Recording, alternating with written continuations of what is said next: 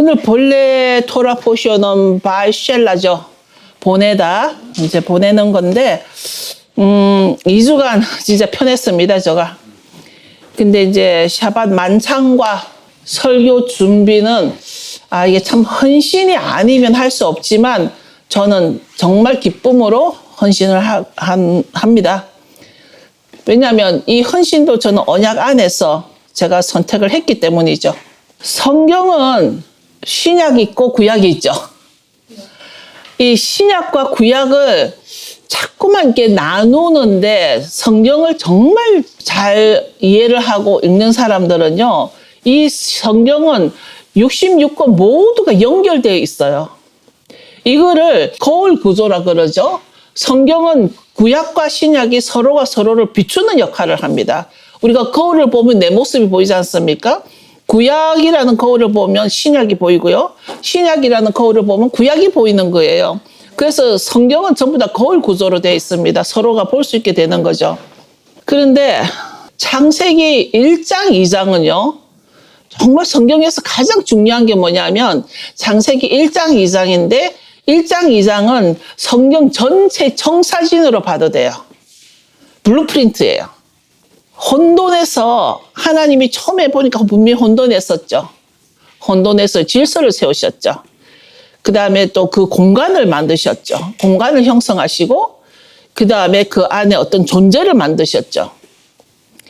그 존재를 만드시고는 하나님은 그들에게 복을 주셨다라는 게 창세기 1장에 있는 말씀이에요.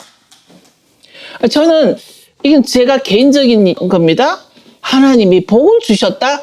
그러니까 그 혼돈에서 질서를 만드시고 그 다음에 그 공간 안에 뭐를 채우시고 어떤 존재 그 being을 만드시는데 그 존재에게 하나님이 복을 주셨다고 합니다. 이게 성경의 구조인데 여러분 저는 이제 묻고 싶은 게 그거죠. 제 스스로 묻고 싶은 게 그 복이 뭔가? 오늘날 내가 필요한 복인가? 하나님이 창세기에서 주신 어떤 존재를 만들고 주신 그 복은 또 무슨 복인가? 다른 건가? 그 생각을 요즘 계속 했었습니다. 오늘날 우리가 생각하는 복과 뭐가 다를까? 우리가 요즘도 굉장히 잊지 않는 것이 뭐냐면 사실은 진리는 잊어도 복은 잊지 않고 있다는 것입니다. 복이 무엇이기에? 하나님은 에덴에서 흙으로 그 존재를 일으켰습니다. 이렇게 세우고 또 하나님은 그 물을 가지고 정죄를 하셔서 모두 다 죽이고는 노아 가족만 살아남게 했습니다. 언약을 내세우면서 아브라함을 또 불러내십니다. 또 그러고 난 뒤에는 또 시내산에서 말씀으로 어떤 한 나라를 형성하십니다. 시내산에서. 그게 어느 나라죠? 이스라엘입니다. 그런데 그 이스라엘이 또 나중에 가면 이 나라가 마른 뼈가 돼버립니다. 그 마른 뼈가 골짜기를 아주 채울 때 에스겔서에 나오죠. 이 모든 것은 창조 이후에 계속 새 창조를 혼란과 질서와 새 창조와 이런 그 구조로 이어가고 있는 게 성경입니다. 혼돈에서 생명을 지키시고 질서를 회복하시고 하나님의 임재를 백성 위에 계속 드러내십니다. 하나님은 우리 그 조상 아담의 죄로 인해서 에덴 동산의 문은 닫혔지만 하나님은 그 임재라는 단어로 쉐카이나 그롤이라는 단어로 우리를 떠나지 않으셨습니다. 우리와 항상 함께 하셨습니다. 이 모든 새 창조 계속 그 이후로 노아 홍수 이후로 또 창조가 새 창조가 일어나고 계속 새 창조는 일어납니다. 근데 이 새 창조가 예수와 안에서 아주 강력하게 새 창조가 일어나고 있습니다. 예수 안에서도 계속적으로 이 새 창조는 일어나고 있는데 결국 영원한 생명으로 일으켜진다는 것입니다. 제가 지금 무슨 말을 하려고 하냐면 우리가 예수님은 누구신가 이 찬양을 되게 옛날 오랜만에 했지 않습니까? 그런데 그 내용이 뭐냐면 우리가 신앙인이라고 부르는데 우리 사람들이 나는 하나님을 믿는 신앙인이다. 그러면 신앙인이 가장 추구하는 게 뭐냐면 그 신앙인의 내 신앙의 대상은 예수님이란 말이에요. 근데 그 예수님을 원하는 방법으로 믿고 싶단 말이에요. 내 방법이 아니고 예수님이 원하는 방법. 그게 신앙인으로서의 first attitude가 돼야 된다라는 거죠. 첫째 태도가 내가 신앙인으로서 하나님이자 예수님으로 그 육으로 우리에게 오신 그 예수님을 누구 방법으로 믿어야 되냐면 예수님 방법, 예수님 원하는 방법으로 가야 된다라는 겁니다. 그래서 제가 이제 신앙이 뭘까라는 걸 찾아봤습니다. 요즘은 뭐 챗 GPT 때문에 제가 엄청 유식해졌어요. 옛날에는 신앙이 뭐지 찾으려면 한참 찾았는데 요즘 뭐 때릭하면은 그냥 신앙이 뭐니 하고 물으면은 정답을 해주는 거죠. 신앙을 찾아보니 사람의 말처럼 하나님을 신뢰하는 거다. 그리고 사람과 하늘을 향해서 고개를 드는 것이다. 그리고 하늘을 우러러 바라보는 것이다. 이렇게 신앙이 설명이 되어 있습니다. 말하자면 하나님을 믿고 하나님을 우러러 보고 살아가는 삶이라는 것이죠. 자, 우리는 예수님을 만났습니다. 예수야를 만나고 나면 이제 교회에서는 우리에게 믿음을 가르쳐 줍니다. 이제 예수야를 만나면 이제 믿습니까? 하면 우리는 뭐라고 답합니까? 믿습니다 하잖아요. 믿습니다. 믿음을 강조하기 시작합니다. 그죠? 그래서 우리는 믿는 자라고 말을 합니다. 특히 저기 중동 쪽 이스라엘에 가면 내 정체성을 말을 할 때 내가 뭐 어떤 크리스찬이라는 말을 그 유대인들은 싫어하기 때문에 나는 unbeliever 그 얘기를 많이 합니다. 이제 그 한 사람의 정체성이 변화되는 순간이기도 하죠. 내추럴 존재에서 하나님을 만나보고 그 말씀을 통해서 또 예수님이 누군가를 알게 되면서 나는 믿는 자가 되었습니다. 그 나라는 정체성이 변화되는 순간이면서 그 다음은 뭐를 가리키냐면 교회에서 우리가 어떤 가르침을 받아왔냐면 믿음 다음에는 뭐가 올까요? 네? 순종해라 그러잖아요. 순종해라. 순종을 배워옵니다. 순종이라는 말은 저나 여러분이 제일 많이 들은 말 중에 순종에 어떤 말이 있냐면 제사보다 순종이 낫다. 사무엘이 그렇게 말씀하셨죠. 그러면서 순종의 중요성을 가리킵니다. 네가 지금 예배 드리는 것보다 네가 하나님께 순종하는 게 더 중요해. 이거를 가리키는 거죠. 믿음과 순종 사이에 우리가 다들 아마 여기는 지금 몇십 년을 다 교회를 다닌 분들입니다. 그래서 우리들은 스스로가 크리스찬이라고 그러죠. 그런데 여전히 믿음과 순종 사이에서 방황하는 사람들이 많이 있습니다. 믿음은 주관적이죠. 내가 믿습니다. 내 생각에는 내 주관적이단 말이에요. 내가 믿는다고 고백함으로써 하나님과 나와의 신뢰 관계가 시작이 되는 거죠. 내가 하나님을 신뢰한다는 것을 믿는다라는 거죠. 그 다음 단계가 하나님은 나를 신뢰할까? 이제 이 단계로 가야 되는 거죠. 그게 바로 순종이지 않을까. 순종은 신뢰하는 관계를 외적으로 표현하는 것이다. 그게 외적으로 표현한다라면 뭘로 드러나는 외적으로? 순종을 믿음은 나의 내적인 거고 순종은 나의 외적으로 드러나는 거다. 그러면은 어떻게 드러날까요? 행함이라는 거예요. 어떤 말씀을 지키고 행하는 것이라는 거예요. 그것에서 하나님은 나를 신뢰한다는 거죠. 그러니까 믿음은 내가 하나님을 신뢰하게 되는 것이고 그 다음 단계가 이제 순종 단계로 올 때는 하나님이 나를 신뢰하는가. 거기에서 하나님은 나를 어떻게 신뢰하냐면은 이 믿음을 가지고 행함이 있는가. 그걸 본다는 거죠. 그런데 성경에서는 또 뭐라고 표현이 됐냐면 행함이 없는 믿음은 죽은 믿음이다라고 야고보가 그랬어요. 그죠? 행함이 없는 믿음은 죽은 믿음이다. 그러면 순종이 중요한가? 믿음이 중요한가? 이런 질문 자체가 바보 같은 질문이라는 거예요. 왜냐하면 이 둘을 뗄 수가 없는 거예요. 믿음과 순종은 뗄 수가 없다라는 거죠. 둘 중 무엇이 더 중요하다는 것은 순종 없는 믿음은 그 믿음이 어떤 거라고요? 가짜 믿음인 거예요. 빼놓을 수 없는 이 순종과 믿음을 말하자 하면 아브라함을 빼놓을 수가 없습니다. 그는 믿음과 순종을 하나로 실천했던 사람인 것이죠. 아브라함은 믿었고 그는 순종했고 행했고 그래서 하나님은 그를 의롭다라고 했다라는 것입니다. 아브라함을 의로운 자라고 했다는 것은 바로 아브라함이 믿었고 순종했고 행했고 상수리 나무 그늘 아래서 그 천막 앞에 있는데 그때 아브라함은 막 할례를 받았을 때예요. 그죠? 그러니까 할례를 받으니까 얼마나 아프겠어요. 그런 와중에 누구를 만났습니까? 새 천사를 만났습니다. 자기의 아픈 거를 생각지 않고 아브라함은 뛰어나갔습니다. 뭐를 잡아서 송아지도 잡고 뭐도 잡고 해서 대접을 했습니다. 그것은 행함이라는 것이죠. 창세기 22장 18절에 보면 하나님은 아브라함에게 너가 내 말에 순종했기 때문이다라고 합니다. 성경에. 하나님이 아브라함 보고 의롭다고 한 것은 너가 내 말에 순종했기 때문이라는 것입니다. 이래서 믿음과 순종은 내가 선택한다는 것이죠. 믿음도 내가 선택하는 거고 순종도 내가 선택하는 것입니다.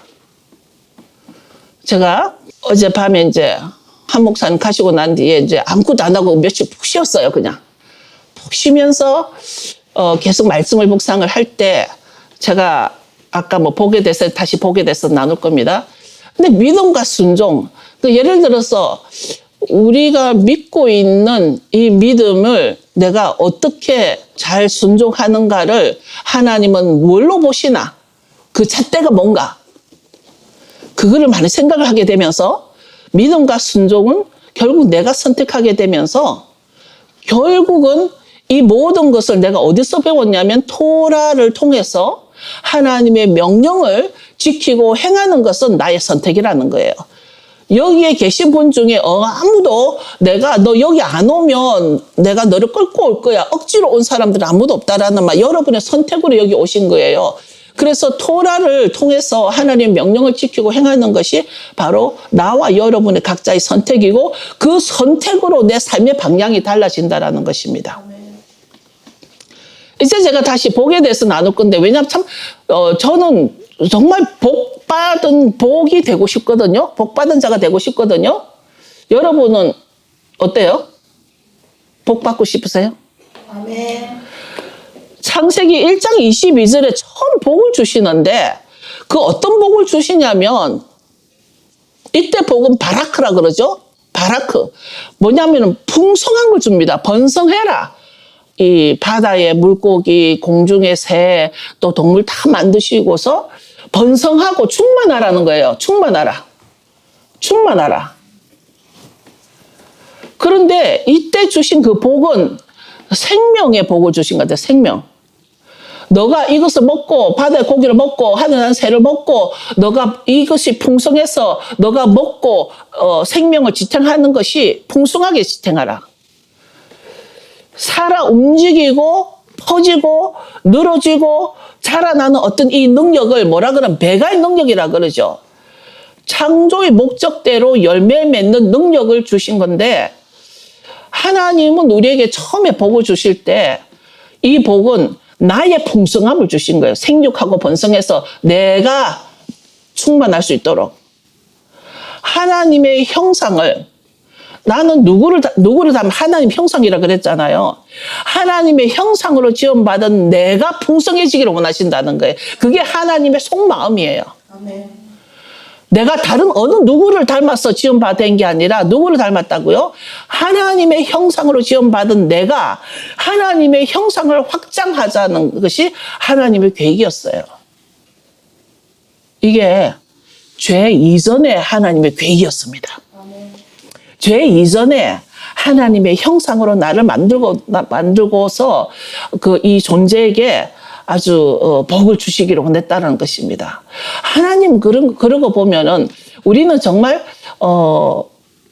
내 신앙을 하나님 우러러 바라볼 때 하나님은 이 처음부터 나에게 풍성해라는 복을 주셨다라는 것을 우리는 기억해야 합니다.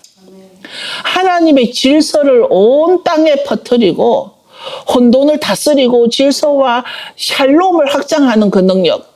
하나님은 제가 지난주에 원유면에 대해서 나눴습니다. 결론은 너가 둘이 좀 화평해라는 거예요. 너가 둘이 샬롬해라. 영어 성경 보면 샬롬으로 돼 있고 히브리 성경에도 샬롬으로 돼 있어요. 너가 둘이 좀 사이좋게 샬롬해라고 돼 있습니다.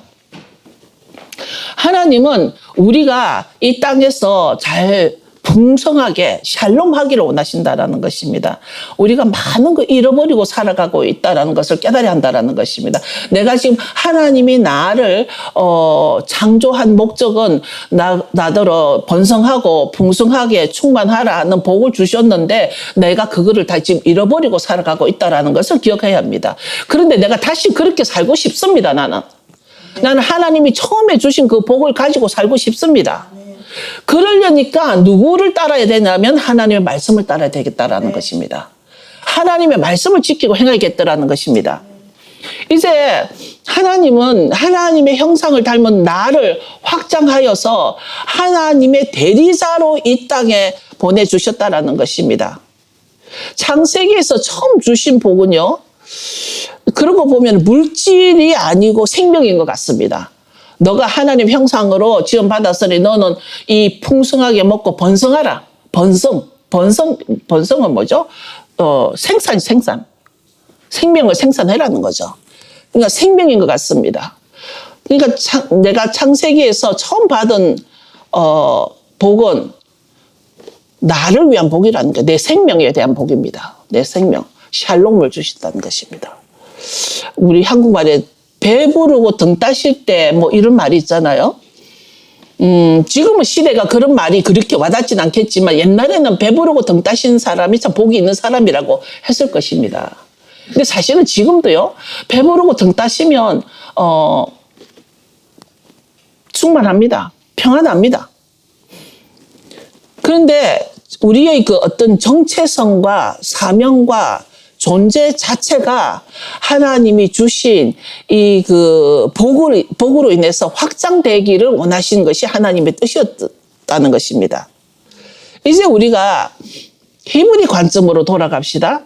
제가 며칠 전에 정말 어떤 분이, 저는 그분이 누군지를 모르겠는데 헬라이즘과 히브리즘, 그러니까 어떤 그것을 구태 말하자면 헬라 사상과 히브리 관점, 아니면 헬라 관점과 히브리 관점. 그런데 그런 과정에서 이 성경의 헬라 사상에 들어오면서 성경을 어떻게 트위스트 했는가가 그 사람이 참 잘 풀었더군요. 그래서 제가 여러분하고 나눈 것입니다. 히브리 관점에서 복은 물질이 아니더라는 것입니다. 관계 속에서 흐르는 생명의 힘이라는 것입니다. 생명의 힘. 그래서 지금 창세기 1장 28절에 주신 하나님이 나에게 주신 복은 바로 나를 통해서 생명의 힘을 가지고 이 힘을 가지고 내 자손을 낳게 되고 그 자손의 해서 오는 날까지 땅에 온 거예요. 이 역사가. 아주 강한 존재로 만들고 싶은 겁니다. 하나님은 여러분을 강한 존재로 만들고 싶은 것입니다. 그래서 이 생명이 바로 여러분의 복이 됐다라는 것입니다. 자, 그럼 우리가 정말 대부분이가 우리가 1900년대에 태어난 사람들이죠. 우리가 교회를 다니면서 받은 그 복은 뭔가? 내가 교회를 다니면서 복에 대해서는 내가 건강해야 되고, 내가 돈이 있어야 되고, 내가 성공해야 되고, 어떤 나의 원함인 거예요. 내가 원하는 거, 내가 필요한 거. 내가 필요한 거는 조금 또 익스큐즈가 되는데, 필요보다는 내가 원하는 것을 가지는 거. 이 모두가 어떤 나의 관점이라는 것입니다. 개인의 욕망 충족이 되겠죠. 또 결과 중심이고, 내 삶이 풍요해지기를 원한다는 것입니다. 근데 다시 돌아가자면 하나님이 주신 복은, 하나님은 왕이시고 우리가 그 통치 안에 들어가서 하나님의 통치 안에 누리며 풍성하게 살아가기를, 하나님은 우리가 풍성한 삶을 누리기를 원하신다라는 것입니다. 근데 그 풍성한 삶이 생명이라는 거예요. 지금은 그것을 우리는 하나님의 임재라고 하는데, 하나님이 질서 속에 들어가서 우리가 이것을 바로 샬롬이라는 것입니다. 혼돈에서 질서로 사명과 정체성 회복. 내가 도대체 누군가, 내 사명은 뭔가, 자기 사명을 분명하게 알고 살아가는 자. 나는 주님이 나를 어떻게 보시는가? 어떤 정체성? 내 안에 정말 하나님의 생명이 흘러가고 있는가? 이 공동체 안에서, 가정의 공동체 안에서, 관계 안에서 정말 나는 샬롬이 흐르게 하는가? 그것을 마태복음에서는 화평케 하는 자가, 화평케 하는 자가 받는 복에 대해서 나누면서 화평케라는 거죠. 복은 내가 소유하는 것이 아니라 내가 누구인지, 어떤 관계 안에 있는지가 참 중요한 것 같습니다. 왜냐하면 하나님은 하나님의 형상으로 나를 지으시면서 나에게 그 생명의 중요성을 알려주시면서 모든 것을 그 번성하라고 하셨으니까 나에게 가장 강력한 생명으로 새 창조를 이룰 수 있도록 원하신 것이 하나님의 뜻이라는 것입니다. 어제 제가 어떤 분과 대화하면서 나눈 내용 중에 그 교회에서 헬라이즘 다도라는 것입니다. 헬라이즘을 다 때려 부수겠다라는 것입니다. 제가 말했습니다. 그분이 그렇게 썼더군요. 가톨릭 음료, 종교의 영, 이런 것을 박살내겠다는 것입니다. 그래서 제가 물었습니다. 그 박살 내는 게 목적이 아니다. 그럼 박살을 내고 나면 그 다음에 뭔데? 그 다음 단계는. 그 다음 단계가 없는 거예요. 그 다음 단계는 우리가 티슈바 하면서, 티슈바 뭐죠? 네?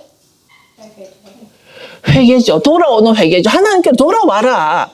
우리가 슈브 회개도 있지만 티슈바 회개는 네가 어디에 있든지 하나님께로 돌아오라는 거잖아요. 하나님 그걸 원하시잖아요. 너가 하나님께로 돌아와라. 결론은 뭐냐면 우리가 어떤 헬라이즘 다도 부수고 박살내고 이게 문제가 아니라 그러고 난 뒤에 하나님께로 돌아오는 것입니다. 그게 바로 믿음보다는 순종이라는 것이죠. 하나님의 명하심을 또는 하나님의 명령을 지키고 행하지 않으면 우리 관계가 어떻게 될까? 우리 관계가 어떻게 될까? 이게 문제라는 것입니다. 이것이 우리가 헬라이즘, 히브라이즘, 결론은 어떤 그 헬라이즘을 다도하는 게 문제가 아니라 내가 어디에 있든지 빨리 히브리 관점으로 돌아와야 할 이유가 뭐냐면 히브리 관점은 언제부터 시작이 된 거죠? 에덴 동산부터라는 거예요. 하나님 처음부터 그 히브리 관점으로 우리에게 가르쳐 주셨거든요. 토라도 그렇고. 그러니까 결국은 내 존재가 하나님과 어떤 관계 속에 있는지가 중요하더라 이겁니다. 내 존재가 하나님과 어떤 관계인가. 하나님이 처음부터 나에게 명하신 그 명령, 그 강력한 생명의 복 안에 들어가 있는가. 우리는 아직도 토라라는 진리를 향해 갈 것인가, 아니면 정치적 입김으로 들어온 어떤 전통을 지키며 살아갈 것인가. 지금도 그것을 우리는 영어로 우리가 truth냐, tradition이냐 이렇게 옛날에 제가 공부할 때 배웠습니다. 진리를 택할 것이냐, 전통을 택할 것이냐. 이건 우리들의 선택 문제이고 이것으로 내 신앙의 방향성이 정해진다는 것입니다. 이해되시나요? 누구를 믿으며 무엇을 지키며 어디로 나아갈 것인가, 이게 내 신앙의 방향성이 돼야 돼요. 이게 내 정체성이 돼야 된다는 것입니다. 그 어떤 것도 아니라 하나님이 나에게 주신 것이 뭔가. 적어도 내 신앙을 점검하며 살아가야 하는데 우리가 도매금으로 묻어서 흘러갈 수는 없습니다. 생명의 존재는 아주 귀하고 중요한데 제가 지난주에 그랬습니다. 내 밥그릇은 내가 챙겨야 된다. 아멘. 안 했나요? 그게 무슨 말입니까? 내 밥그릇은 내가 챙겨야 된다. 내 정체성은 내가 확립하고 내 사명감은 하나님과의 관계 안에서 정립이 돼야 된다. 다시 제가 바이셀라로 돌아오면 바이셀라 보내다고 돼 있죠. 이제 라반이 야곱을 돌려보내주는 거죠. 이제 가도 된다 허락한 거죠. 야곱이 베델로 돌아오는 길에 누구를 만나죠? 야곱이 돌아오는 길에 누구를 만나죠? 에서를 만난다는 것입니다. 여러분 이거 되게 중요한데 우리 인생, 내 인생하고도 굉장히 중요합니다. 왜냐하면 에서는 야곱에게 아주 두려운 존재입니다. 아주 용사고 아주 강한 자입니다. 그런데요, 우리가 피하고 싶지만 아주 두려운 존재인데 내 목적을 향해서 갈 때든 그 길을 피할 수가 없는 상황이 생긴다는 것입니다. 야곱이 에서를 만났다는 사건은 얼마나 피하고 싶었겠습니까? 야곱이. 그러나 피할 수가 없다는 것입니다. 부딪혀야 한다는 것입니다. 굉장히 두렵죠, 지금. 에서를 만나면 어떤 일이 일어날까? 이제 두려운 상황에서 야곱에게 에서는 아주 두려운 존재인데 피할 수 없는 존재. 우리 살다 보니까 그런 일이 있지 않습니까, 여러분? 두렵고 만나기 싫은데 피하고 싶은데 피할 수 없는 존재. 우리 인생이 있단 말입니다. 그럴 때 야곱은 이 일을 어떻게 진행했는가? 아주 전략적으로 진행했다라는 것입니다. 우리가 살아가면서 이런 상황이 꼭 생기는데 지금 야곱도 피하고 싶은 에서의 두려움과 하나님께서 주신 언약의 확신 속에서 하나님 분명히 야곱에게 언약을 줬습니다. 기억나십니까? 야곱이 받은 언약? 제가 나중에 또 설명을 드리겠습니다만 분명히 하나님은 야곱에게 언약을 주셨는데 그 언약 때문에 기세등등하게 갈 수도 있는데 현실은 코앞에 누가 있어요? 에서가 있어요. 그래서 그 상황을 우리도 어떻게 지나가야 할까? 그런데 그 언약의 확신 속에서 나타난 사자를, 그러니까 그때 그 에서를 만나기 전에, 근데 이게 인생인 것 같아요. 야곱이 에서를 만나기 전에 또 누구를 만납니다. 누구를 만나요? 천사를 만납니다. 이 천사를 만나가지고 이 야곱이 놓아주겠어요?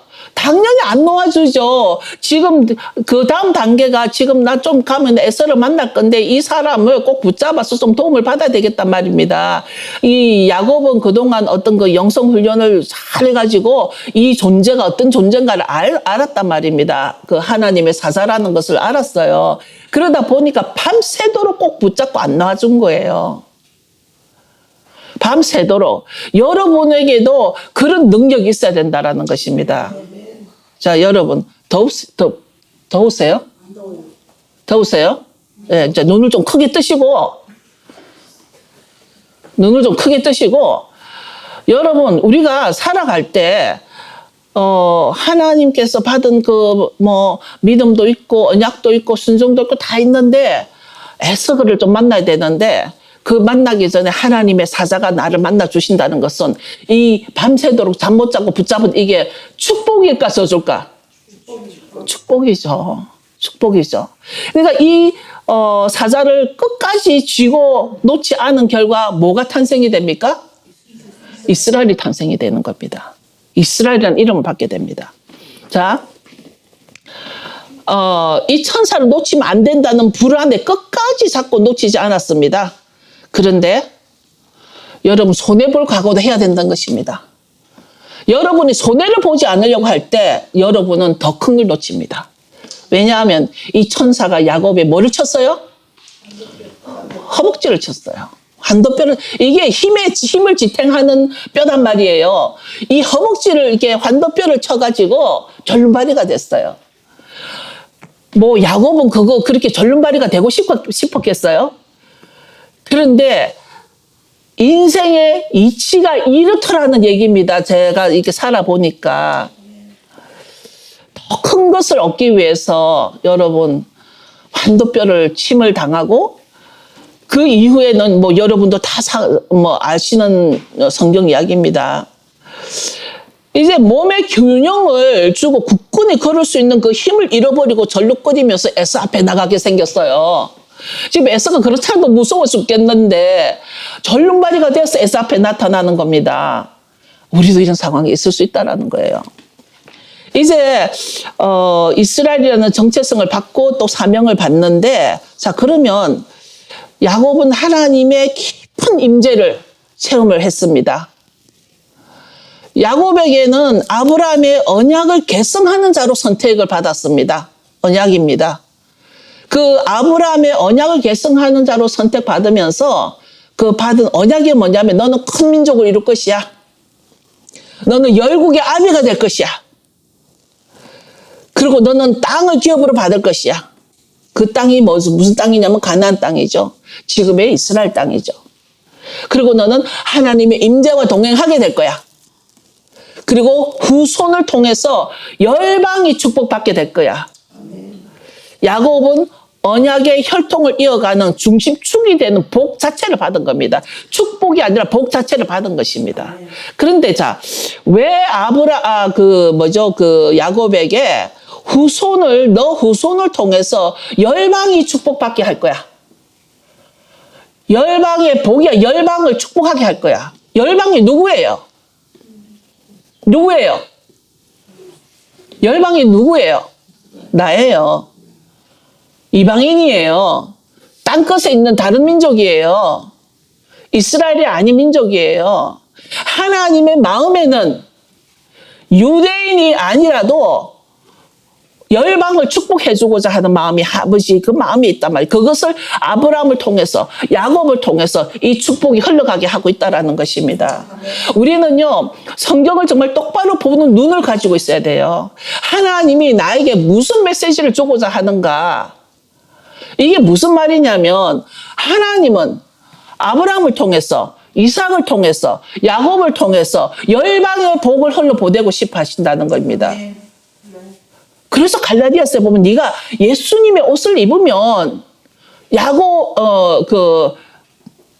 아브라함의 유업을 받을 것이다 그랬잖아요.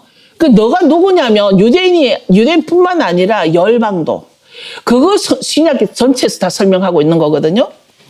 베델에서 이제 하나님으로부터 직접 받은 복은 뭐냐면 하나님이 이제 야곱이 직접 주시는 복이 있습니다. 내가 너와 함께 하겠다. 너를 어디든지 내가 인도하겠다.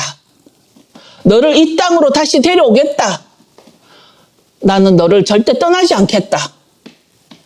너의 자손으로 열방이 복을 받게 하겠다. 하나님이 야곱에게 직접 주신 복 중에 또 있습니다. 아브라함을 통해서 받은 게 아니라 야곱에게 너의 자손으로 열방이 복을 받게 하겠다. 자, 흩어진 열지파, 이스라엘의 열지파 어디로 흩어졌으면 온 열방으로 다 흩어졌습니다. 그리고 너는 12지파의 아버지가 될 것이다. 여러분, 할아버지 아브라함과 아버지 이삭의 복을 계승하는 복을 또 야곱이 누립니다. 창세기 26장 4절에 보면 너 자손으로 땅의 모든 나라가 복을 받으리라. 성경이 그렇게 기록되어 있습니다. 이걸 어떻게 설명하실 것입니까? 지금요, 우리가 유대인 따로, 이방인 따로, 유대인이 지키는 그런 거를 한다라면 하나님이 우리에게 주신 복도 끊어진다라는 거 아십니까? 아십니까? 왜냐하면 하나님은 이 야곱을 통해서 땅의 모든 나라가 복을 받아. 너 자손이 누구죠? 12지파. 그 후손으로 땅의 모든 나라가 복을 받으리라. 창세기 12장 3절에 언약이 야곱에게 계승된 복이 있습니다. 땅의 모든 족속이 너로 말미암아 복을 얻을 것이라. 전 지금 성경이 기록된 것을 말하고 있습니다. 창세기 35장 11절 12절. 여러분 좀 찾아보세요. 잠이 오죠? 한번 찾아보세요. 여러분 한번 읽어보십시오. 창세기 35장 11절 12절. 하나님이 그에게 이르시되 너는 하나님이라 생각하며 결성하라. 너희가 많은 분이 이제서 나고 왕들이 내 앞에 나오리라. 내가 아브라함과 이삭에게 준 땅을 얘기하고 내가 내 후손에게도 그 땅을 주리라 하시고. 한 나라가 너에게서 나올 것이고 여러 나라의 군왕이 너 허리에서 나올 것이다. 이 나라들이 뭐죠? 열방이에요. 이 나라들이 열방이에요. 창세기 49장 10절에 보면요. 이제 야곱에서 유다에게로 언약이 계승되고 있습니다. 유다에게로. 자, 이게 중요한데요. 창세기 49장 10절 한번 읽어보실래요? 시작. 그가 유다를 떠나지 아니하며 십자가의 지팡이가 그 발사에 전하였으니 실로가 오시기까지 이르니 그에게 모든 백성이 족족하리로다. 자, 이제 야곱에서 유다에게로 언약이 계승이 되는 과정에 홀이 뭐죠? 왕의 지휘봉이죠. 이 홀이 규라 그러죠. 규. 이게 그 에스더가 왕으로부터 그걸 받았기 때문에 나아갔던 것 같이 홀이 이 유다를 떠나지 않을 것이다. 그러니까 유다가 이제 리더가 되는 거예요. 12지파 중에서 넷째 아들임에도 불구하고. 그래서 이게 유다를 떠나지 아니하면 만민이 누구예요? 만민이 누구예요? 열방인 거죠. 만민이 열방인 거예요. 그래서 그 유다를 통해서 만민이 그에게 복종하리라. 이 만민은 열방이라는 것입니다. 이게 뭐냐면 메시아를 통한 열방을 통치하는 계획입니다. 이 모든 게 지금 창세기에서 다 일어나고 있는 일이에요. 제가 조금 답답하고 갑갑한 부분이 뭐냐면 하나님은 나에게 복을 주시기를 원하는데 중간에 이제 헬라 사상이 이 각 교파들로 이 교리 교파들로 들어와 가지고 그거를 다 끊어버렸죠. 이게 바로 아브라함의 유업이 만민에게로 흐르는 게 아버지의 계획이고 뜻이었습니다. 이게 헤브라이즘입니다. 이게 히브리 관점입니다. 뭐 크게 깊이 들어갈 필요도 없습니다. 성경이 지금 설명한 대로. 지금 중간에 어디에서 틈이 들어왔냐면 여러분 지금 마귀는 계속 이 땅에 지금 마귀가 존재하나요 안 하나요? 마귀는 계속 나와 하는 관계를 이간질하고 떼려 그러고 뭐 하지 마라 그러고 그런단 말이에요. 그런데 그게 종교개혁한 루터가 완전한 개혁을 한 것이 아니라 자기가 99가지 반박문을 어느 문 앞에 붙였는데 자기가 99가지 반박문을 붙였지만 그 사람이 완전히 그 캐톨릭에서 헬라 사상에서 벗어나지 않았거든요.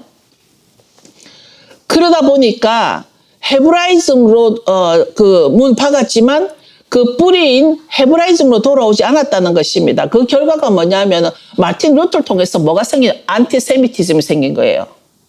안티세미티즘. 이게 오늘날 뭘로 드러납니까? 그 유대인을 멸시하고 유대인과 결별하는 거예요. 안티세미티즘이 유대인을 따르는 거예요. 자, 그럼 유대인 하면 어떤 사람이 유대인인가? 자, 주라 그러면 많은 사람들이 사실 제가 이전에 많이 싸웠습니다. 유대인들하고. 주라 그러면 두 종류가 있습니다. 종교인 유대인이 있고요. 혈통의 유대인이 있습니다. 여러분 잘 들으세요. 우리는 당연히 종교인 유대인과는 상관이 없습니다. 그러나 그 종교를 떠나서 혈통의 유대인, 유다 후손을 통해서 지금 나는 복을 받을 수 있단 말이에요. 근데 이 구분이 안 된단 말이에요, 지금. 근데 많은 사람들 가운데 샤밧을 지키고 토라를 지키고 절기를 지킨다 그러면 마치 종교 유대인을 따라간다라고 생각하는데 종교 유대인하고 전혀 상관이 없습니다. 하나님이 창세기에 명령을 하신 것은 이미 이 유대 종교가 생기기 전이에요. 유대 종교는 훨씬 뒤에 생긴 것입니다. 예수를 믿지 않은 자들은. 이 안티세미티즘이 종교개혁 이후에 생기게 된 거죠. 오히려 마틴 루터 때문에 오히려 유대인들을 더 핍박하고 이 추방 사건이 많이 일어났죠. 교회는 유대교와 유대인들을 핍박하기 시작했는데 지금까지 그렇게 내려오고 있습니다. 유대교는 예수아를 메시아로 받지 않는 종교입니다. 그것은 우리하고 상관이 없고 우리가 버려야 합니다. 예를 들어서 여러분 불교가, 제가 요번에 플로리다에서 그 우버를 탔는데 그 사람 인도 사람이었어요. 그러면서 우리가 그 교회를 가니까, 니네 크리스찬이야. 그래서 그렇다고. 근데 너는 뭐냐?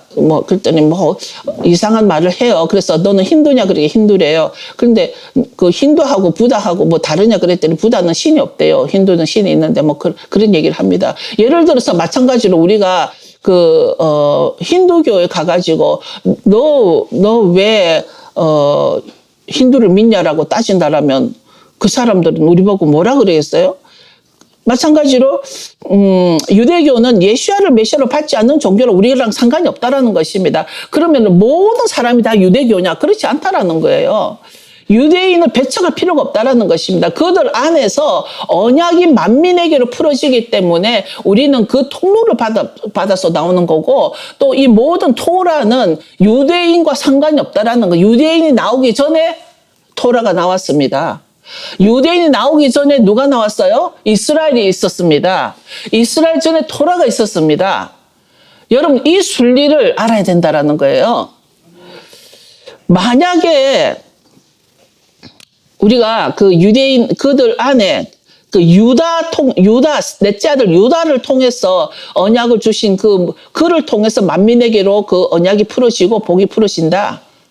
만약에 누군가가 헬라이즘 플러스 제가 플러스를 한 거는 여러 가지가 들어가 있습니다. 헬라이즘을 여러 가지를 쳐부수고 그 다음은 박살을 낸다 그러면 그 다음은 어떤 길을 갈 것인가? 그럼 헬라이즘 잘못됐어. 그럼 쳐부수겠어. 그 다음에 내가 어떤 길로 갈 것인가? 뿌리로 돌아오지 않으면 아무 소용이 없다라는 것입니다. 우리 목적은 메시아닉으로서 우리 목적은 어떤 그 헬라이즘을 타파하는 것이 아니라 헬라이즘을 부수는 게 문제가 아니라 내가 지금 얼마만큼 그 뿌리로 돌아가고 있는가? 뿌리. 헤브라이즘이죠. 뿌리로 돌아오지만 아무 소용이 없다라는 것입니다. 하나님이 여러 가지 어려운 상황 속에서도 여기 다 증인이지만 다들 10년 이상 저와 같이 원유맨을 했지만 원유맨을 존재하게 하는 것에 이유가 있다라는 것입니다. 제가 이번에 그 한 목사님하고도 대화를 많이 하고 정말 제가 이 나이에 이렇게 원유맨을 이렇게 하고 있는 이유가 분명한 사명과 정체성이 있기 때문이라는 것입니다.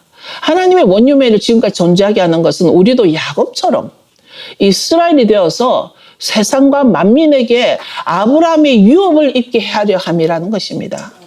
나는 아브라함의 유업을 받기를 원합니다.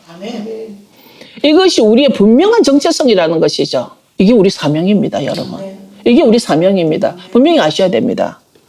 우리 잘 기억해야 되는데 만약에 지금이라도 우리가 아까 이 장벽이 높더라 하신 게 너무 동감이 가는 거예요. 우린 장벽이 높은 곳입니다. 그런데 지금이라도 누구든지 좀 더 편하고 좀 더 쉽게 좀 더 전통적이고 이런 곳에 가고 싶다면 가셔도 되는 것입니다. 왜냐하면 이것은 억지로 이렇게 이끌어서 될 문제가 아니거든요. 결국 에베소서 2장 15절에 보면 원유맨은요, 이 둘을 하나로 만들어서 하나님은 샬롬을 선포하는데 샤바샬롬을 선포하기를 원한다라는 것입니다. 이 둘을 에베소서 2장 15절의 결론은 너희를 화평케 하려고 이 샬롬이, 이 영어로는 샬롬으로 돼 있어요. 이 샬롬이 샤바샬롬을 선포하게 하려는 것입니다. 이것이 바로 오늘 바이샬라를 하면서 제가 조금 복과 정체성과 좀 왔다 갔다 했습니다. 왜 그런지 모르겠는데 제가 어젯밤에 이 설교를 준비를 하면서 나 자신부터도 다시 내 정체성을 정확하게 하고 사람들에게 똑바로 나눠야 되겠다 그런 생각이 들었습니다. 지금 다 일어서십시오.